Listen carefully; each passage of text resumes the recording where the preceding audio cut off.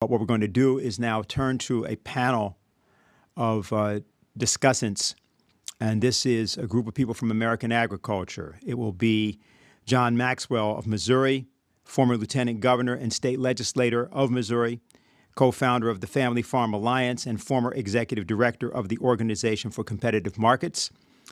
Mr. Bill Bullard of Montana, who is the CEO of RCAF USA. Tyler Dupy of Kansas, who's the CEO and executive director of the Kansas Cattlemen's Association. Frank Endres of California, National Farmers Organization member for 63 years. James Benham of Indiana, state president of the Indiana Farmers Union and 20-year national board member of the National Farmers Union. And Mike Callicrate of Colorado, who's a board of directors member of board of directors of Organization for Competitive Markets and the owner of Ranch Foods Direct. This section is going to be introduced by Bob Baker of the Schiller Institute. And I think Bob is with us. He's the agricultural coordinator. Thanks a lot, Dennis. I want to thank the Schiller Institute and also Helga LaRouche for this opportunity to discuss this very important situation. The world now faces the biggest food crisis in history. That includes the United States. Where were we 6 months ago? In Europe, thousands of farmers had their tractors side by side in the streets of Berlin, Amsterdam, Paris, Madrid, and month after month, they blocked up cities of Europe and hundreds of miles of highways. In the United States last year, hundreds of farmers left their ranches and fields and went out to meetings, in mass meetings in the Farm Belt. Why? The financial economic system had gotten so bad, they were demonstrating for the right to produce food. It was the same in other parts of the world, where people from South Africa, South America, to the Middle East were in the streets. They couldn't afford to eat. In Africa, almost half of the whole huge continent has to rely on food imports, when with the right technology, it could feed the entire world. So we already knew that we needed a new system. Then, bang, the new virus hit. Now, we absolutely are going to replace this evil Wall Street, City of London system of speculation that has crashed with a new productive system. And farmers have a special role to play in this because they have authority as food producers. Because food is a moral right. I'm very proud of this team of 6 agricultural leaders here today who are standing up for this. They stand with the farmers all over the world, but also are joining with cities who need food. And now in the wakeful up crisis, we are assisting the rebirth of a system of sovereign nations, each with their own self-sufficient food supply, so that no international bank or corporate monopoly will ever loot the food producers and working people again. This is a real harmony of interests, like Abraham Lincoln's economics advisor, Henry Carey, called for. Right now, you will hear from across the United States, the Midwest, from Indiana, Missouri, and Kansas, in the Mississippi River Basin, from the High Plains, Montana, and Colorado, and from California. I myself am from Iowa, where all of my family raise corn, soybeans, cattle, and hogs. In each message, you will hear different implied principles you must act on, like fair pricing. No more playing off one nation against each other. No more mega food cartels. No more ripping off everybody at the grocery store. We have to take action. The worldwide hunger pandemic is a real danger, along with the virus pandemic. So first, emergency action. Let's intervene to save all agricultural capacity everywhere. Save the herds, the flocks, the crops, the farms, and the farm families on the land. Income supports, if we have to, parity pricing, fair pricing, and no foreclosures on any farms or agricultural businesses and more. Plus, get the food where it has to be. Commission and dedicate the tonnage of basic grains to the 36 countries completely dependent on outside supplies. Pre-stage it. Use the World Food Program proposal for humanitarian hubs and make it work. Secondly, the longer term, start on the full measures for farm and factory production in every nation. No more outsourcing food by the empire crowd. That means collaboration. That's why we're here today. It means everyone shall eat, and this is the future. And this is why the culture that was discussed in the previous panel, this is very important, is an aspect of returning culture to agriculture. We now turn to the farmers' reports, and the first farmer is Joe Maddox. Thank you very much. I want to thank the Schiller Institute for allowing me to be here today, and I want to thank all of you all for joining us. I'm Joe Maxwell. I'm the co-founder of Family Farm Action Alliance. I'm a fourth-generation family farmer in the United States. My farm is in the state of Missouri, and it's about 100 miles west of the Mississippi River.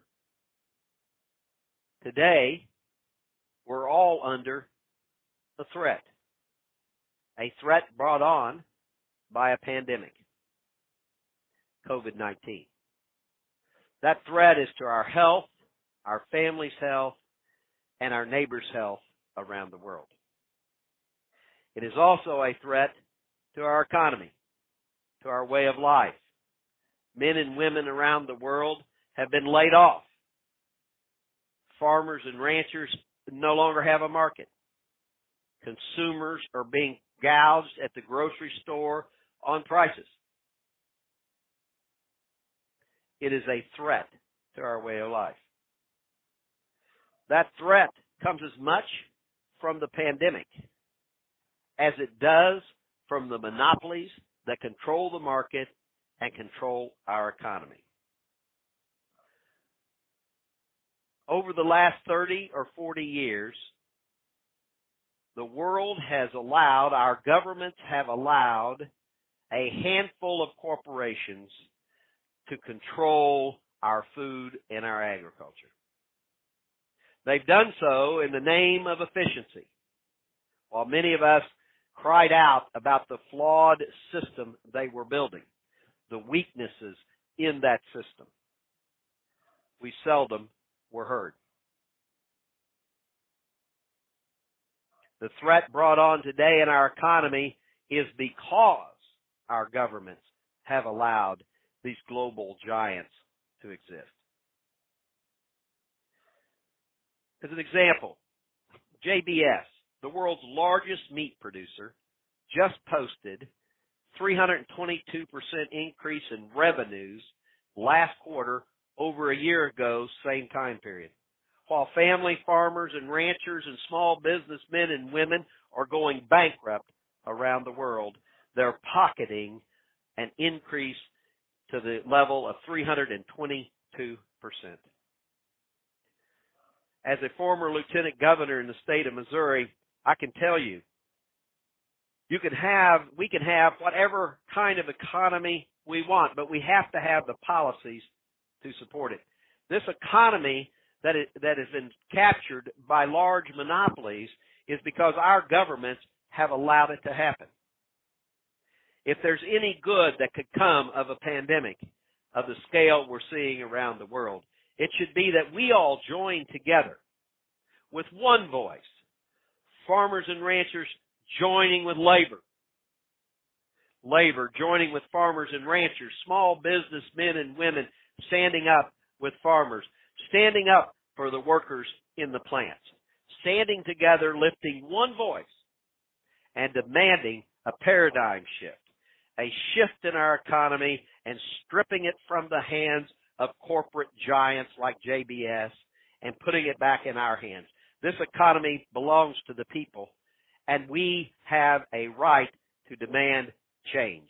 If any good could come of a pandemic, let it be that we join together and we restore justice in our markets and in our economy. Thank you very much. Hello, I'm Bill Bullard, CEO of RCAF USA, which is the largest producer-only trade association that exclusively represents United States cattle farmers and ranchers. The United States cattle industry is the largest segment of American agriculture, generating about $67 billion annually from the sale of cattle and calves. Because it's the largest, and because cattle producers are widely dispersed among all 50 states, our live cattle industry is arguably the most important economic cornerstone for all of rural America. However, our cattle industry is shrinking and shrinking fast. In less than half a lifetime, we've lost over 500,000 cattle producers. 4 of every 10 cattle producers in business in 1980 are gone today. Our cattle herd size has shrunk by 15%, reducing the size of our mother cow herd by more than 5 million animals. And we've lost 75% of our independently owned cattle feeding businesses. This contraction of our industry's live cattle supply chain coincides with the massive consolidation and concentration that has occurred within our industry's marketing structure. 1/4 of our nation's local and regional livestock auction yards have disappeared, and the number of beef packing plants have declined to the point where just 4 large companies control the slaughter of about 85% of the 25 million or so fed cattle that America harvests each year. Our live cattle supply chain is also contracting because of failed trade policies, and for the past 25 years, they've facilitated the importation of cheaper, undifferentiated beef and cattle without affording United States cattle farmers and ranchers the ability to distinguish their domestically produced beef and cattle from those cheaper imports. It was only for a brief moment in history that U.S. cattle producers were afforded a mandatory country of origin label on beef products, which for that brief moment allowed them to compete in their own market. Our United States cattle industry is the only livestock sector left in America that still has the critical mass of competitive marketing channels remaining for which to begin rebuilding a robustly competitive industry. Our hog, poultry, and sheep industries have been skeletonized to the point where, because they are now comprised of so few participants, they will have to be rebuilt from scratch. The skeletonization I speak of course, is vertical integration, and that kills competition. The entire U.S. pork and poultry industries are now controlled from egg to plate or birth to plate by multinational meatpacking conglomerates. Our live cattle industry is the multinational meatpackers' last frontier to conquer. But we won't let them conquer our industry. We're fighting back on many fronts. In our U.S. Congress, we are seeking reforms to rebuild our broken markets by prohibiting meatpacker conduct and practices that have created a fundamental imbalance in the marketplace between cattle producers and packers. In our executive branch, we are seeking reforms to trade policies that now disadvantage cattle producers and favor multinational corporations. In our judicial branch, we are enforcing our U.S. antitrust laws in a historic class action lawsuit against the 4 largest beef packers, alleging that they have unlawfully colluded to depress producer prices while inflating their own margins and profits. RCAF USA will continue fighting for America's cattle farmers and ranchers until we win. With that, thank you and goodbye. My name is Tyler Dupy, and I'd like to thank you for inviting me to address you today.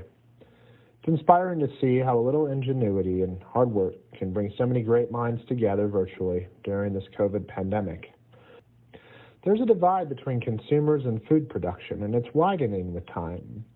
As corporate food production grows to a scale never imagined, independent agriculture is shrinking.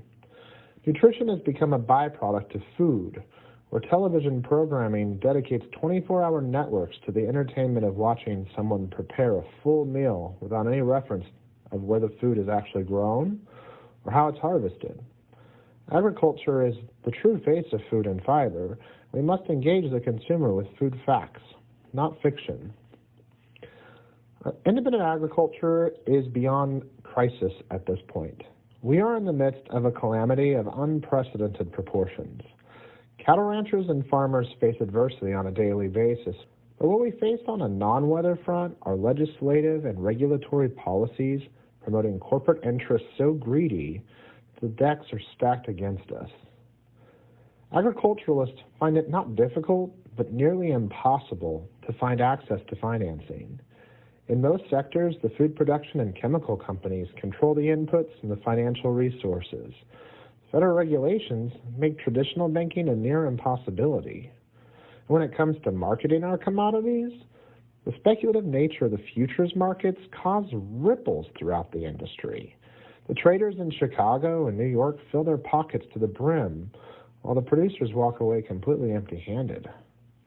We must take calculated steps today to prevent the further contraction of the farming countryside and the ultimate vertical integration of the food production model. Soon, corporate America will control all food and food production. We are on track for a real-world Hunger Games mentality, where food is the reward for oppressor compliance. Thank you. I appreciate you allowing me to speak to you today.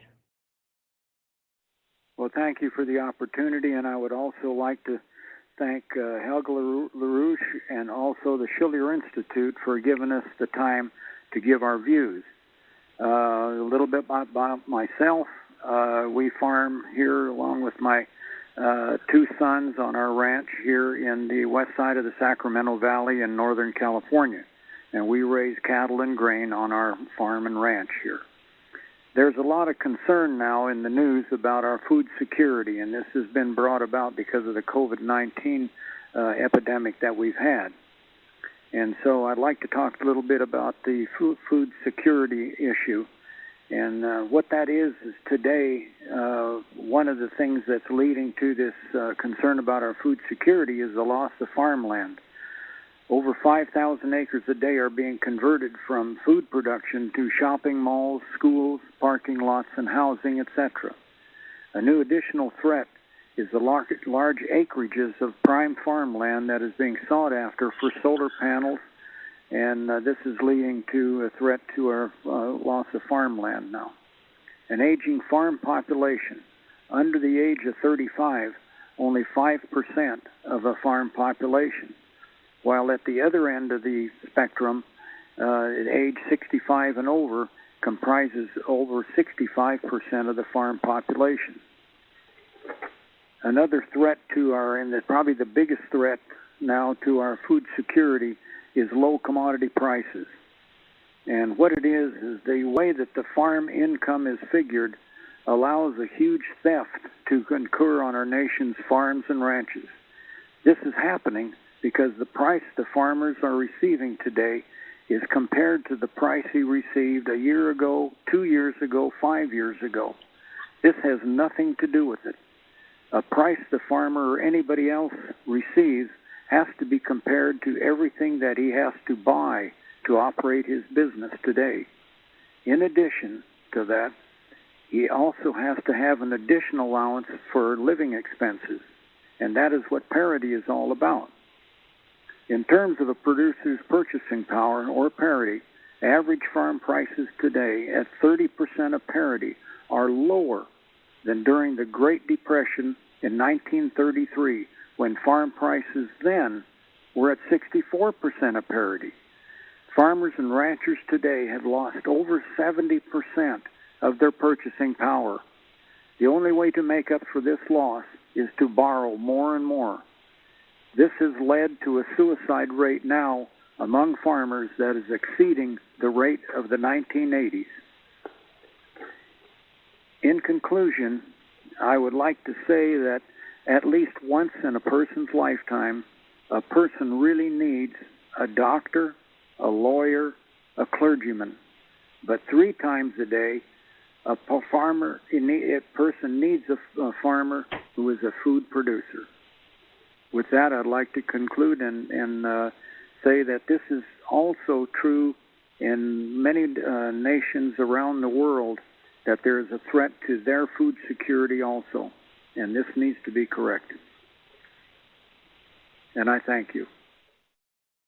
Well, my name is James Benham. I'm state president for Indiana Farmers Union. I also sit on the national board for a National Farmers Union.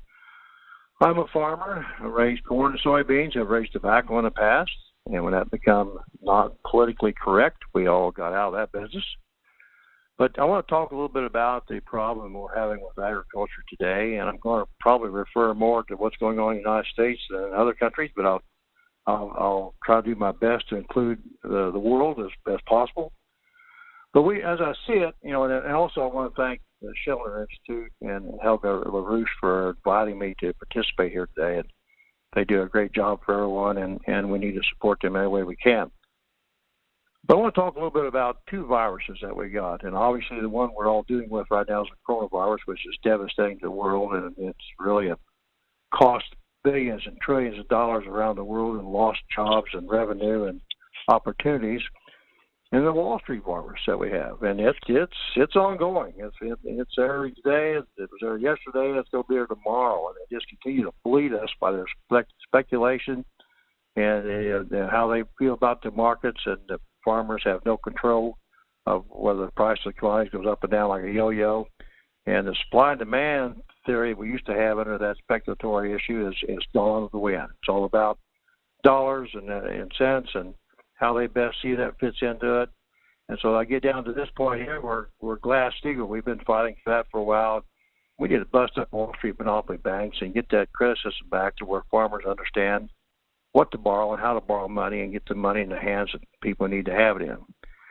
And so we're looking at the long term here. How are we going to, fit the needs of the people around the world? And that brings us to what does our people need to eat, and what are we looking to produce for them?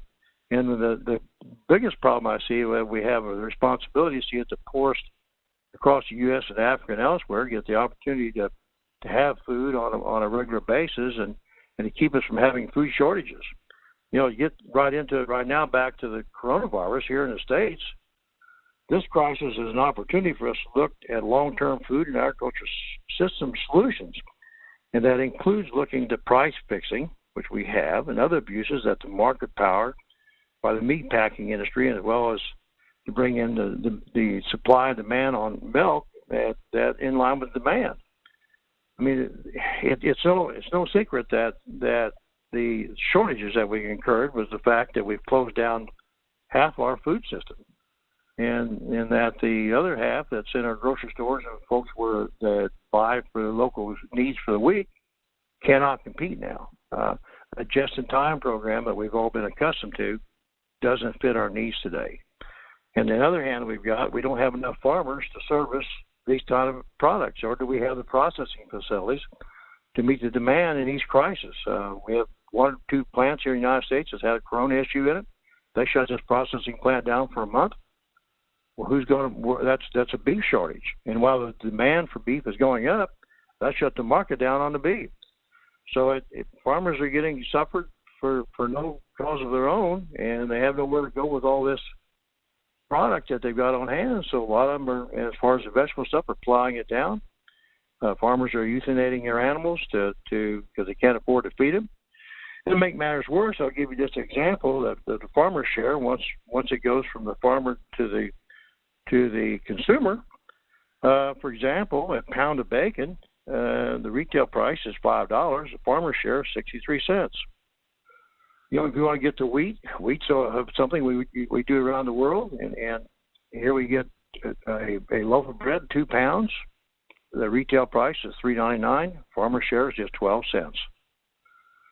It can go on forever and ever, but for those of you who like to drink beer, for a 6-pack of beer, the retail is $9.99. Farmer's share is 4 cents. So those things are just unheard of for somebody to try to compete. So it's time that we need to make a change. We need to work together as a global industry and try to figure out how to develop food prices that works for everybody around the world, and that's a fair and equitable chance, and get rid of the speculatory issues. Thank you so much, and God bless you all. I hope this is helpful. As we sit here today with this COVID issue, I think it's really pulled the curtain back on the failures of our industrial food system. And what today there's never been more money in the food business. Consumers have never paid more for food, and the producer of that food, whether you're a farm worker or a food processing worker or the farmer or rancher himself, have never received so little of what that food dollar represents at the consumer level. And so I think this is a good time to maybe talk about and begin to implement the alternative food system, the one that is more local and regional. And with Ranch Foods Direct, we've been doing this for about 20 years, and I was really forced into it 20 years ago when I couldn't sell my cattle anymore, and I decided, well, we can litigate, we can legislate, but why don't we do something else? Why don't we also build the alternative pathway to the consumer, which is what we have here today with Ranch Foods Direct. So now we raise our animals in St. Francis, Kansas, we process them there, process them into carcasses, they're shipped into Colorado Springs where they're cut up and sold directly to consumers. And so we've really built the system, and it's been really, really hard. I mean, we've run into all kinds of barriers and all kinds of challenges, but we're still around. And I really think the timing is right today to build this out in other parts of the country. And as long as that rural community can connect with that urban community, this kind of thing can be done and replicated around the world, really. But I think it has to be done with the objective of increasing income at the farm and ranch gate, increasing a fair living wage to the worker. And when you think about that today and the pork plants that are shut down because they had so many COVID cases, you know, why are these people getting sick? Well, they work in very close quarters, they eat in very close quarters, they ride in the same car together, they live multiple families to apartments. And we're saying, well, why are they doing that? It's because they're not paid. It's because they're not paid a living wage, and they're really living in the shadows because most of them aren't legal citizens. And so they're afraid. And I'm just saying, let's make it better for everybody, from the farmer, the rancher, to the worker, and for the consumer to get good, healthy food to the consumer, as opposed to the highly processed stuff that you know, makes the packer and makes the processor and makes the retailer a lot of money, but it shortchanges the producer and the consumer. So I think now's the time. I think we build that today. But we've got to get some regulations that fit that model, and we've got to get a government that's friendly towards the idea. And that is going to be probably one of the biggest challenges, because this thing has to be financed by everyone, not just on the back of a farmer, not just on the back of a rancher, and certainly not on the back of the workers that are processing that food before the consumer gets it. It has to be financed by everyone. And right now, the people on the farms and the ranches have really no money. They have been plundered and pillaged for so long. I mean, they've given up their equity. They can't make any money because they don't have fair markets to sell into. And we've really got to step up here as a society and finance this thing and build it and support it. All right, so we've just concluded our section from the American agricultural belt. Do we have any words further from you, Bob, at this point? I would just summarize that what you heard was from 6 of the leaders of the U.S. agricultural sector, but they are very concerned about this because we have turned a corner in terms of the degree to which the farm producers can now withstand it. Because, like was mentioned, such a consolidation into big farming units. A recent report indicates that the 40 largest pork producers in the United States produce 66% of the pork. And they estimate they're going to average losing $18 million apiece in this crisis. So we're starting to see now plans lined up to euthanize thousands and thousands of pigs. There's plans lined up to euthanize millions of chickens, and that is just unheard of when you have such food shortages around the world. So this is why when Helga and our organization speak of a paradigm shift, we have to have a shift back to the idea of man in the image of God. What is the purpose of all these mechanisms of economics? It's not to make money. It's to create an environment of economic production and also utilize the idea of creating an environment that increases and stimulates the creative potential of every single human being all through their life in various ways. Thus, the discussion on culture that we had this morning. And when you put that all together with what's going on around the world, it becomes very kind of clear that this is getting focused clearer and clearer in terms of the two forces that are at work. You got one pushing economic bailouts of big Wall Street speculators and bank monopolies that are bigger than ever dreamed. And then you see war hawks pushing, trying to create, good guys and bad guys around the world. And the idea is, let's pull the world together around the idea that we are created with a creativity that's what we have economics for. That's why we increase the cultural and focus on that, and not just focus on making money in a market. Bob, I have a question for you that you are not expecting, and I want you to say something to our audience about the relationship of the present president of China to Iowa and to the United States. Well, President Xi came to the United States and stayed in Iowa for a while and lived in Muscatine, Iowa.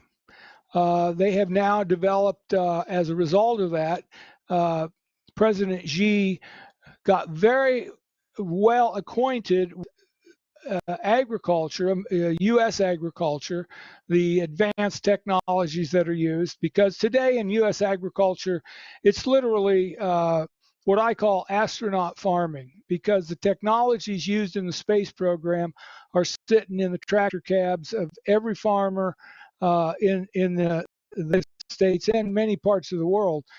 But the degree of that technology, President Xi realized, and now has had many occasions to work with U.S. farmers and especially Iowa farmers, because he met a lot of contacts there. And a lot of that is now being transferred and utilized in the most sophisticated way in China. And drones, GPS, advanced irrigation and sciences. And the key thing is it demonstrates, as we see in Muscatine, where they have put together Chinese Iowa Friendship Society and have had many exchanges of people. The Chinese orchestras have toured through the Midwest and vice versa. And this really demonstrates the speed at which we could bring the nations of the world together around the idea of actually mutual development. But it left a very big impression in terms of the agriculture sectors. And now we see that the ambassador to China is the former governor of Iowa. So it's a tremendous thing to consider the need for food, because it actually accentuates the need for all the things that are faceted in being a human being. And that's what Lyndon LaRouche really focused on throughout all of his writings, and the idea of developing the creative potential of the human being. And that's really something that you can see manifest itself through the magnitude of lifting the poor people in China out of poverty at a scale that's never been seen in history. Thanks for that, Bob. I want to respond with something from my own background. Back in the 1978 period, 79 period, we first, that is the Fusion Energy Foundation and the people associated with Lyndon LaRouche, published something called The Industrialization of Africa. It was a long report. About a year, 2 years after that, there was something developed in America called the Committee for a New Africa Policy. It was something I was involved in together with the late Hewlin Jack, who was the first African-American borough president of Manhattan. And then that next year, in order to get that project going, the place we went was to the American farm, because back at that time, back in 1980, there was a massive project they had involving encouraging American farmers to go out and actually not just to create food and advance their own production, but to get engaged with particularly farmers in Africa at that time, back in 1980-81. I'm referencing that in part because I think what's important about the topic we're dealing with here is that we're really not talking about China or Africa or the United States. We're talking about Hamiltonian economics. It was already addressed by some of the earlier people who spoke, and I just wanted to thank you for originating this whole section of our conference. Also, just encourage that those who are listening and those from the farm sector who are listening should definitely make sure you get in touch with all of the people who are listed. There may be questions for them. And let me also say again, you can send questions to questions@schillerinstitute.org for any of the people that you've just heard from.